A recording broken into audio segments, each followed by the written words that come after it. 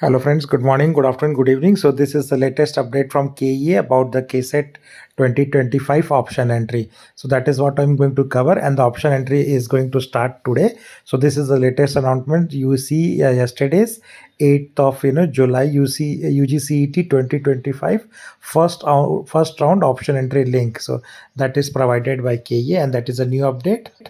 And this is when you go there, you will find also the first round provisional seat matrix. So this is the new seat matrix which was released yesterday again, and it gives you college wise, category wise, and the course wide seat matrix for every options which are available under KCET colleges, right? So that is the link, and if you want to directly type this, you can type this in your browser. It will take you to the login window. It's keaonline.karnataka.gov.in/UGC under UGCET underscore NEET underscore OPT underscore entry 2025 V1 main index.php. So that is the overall link. When we either you can browse there, or you can find the link in the description option from where you can click, and once you click there, it will basically take you to the KEA main portal. So it says that centralized seat allotment process for professional degree courses, Capnic, and then on the right side it will show you admission to UGCET and the other professional courses 2025.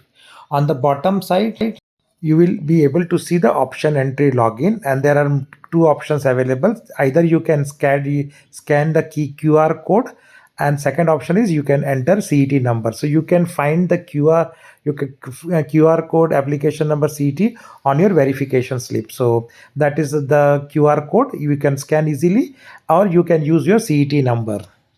So you can see there are two buttons at the bottom of the screen: start scan. So if you want to scan, just click the start scan button. But if you want to manually enter the CET number, you can use the login with CET number. That option is also available. So that has become quite easy this time for doing the option entry from the KEA portal.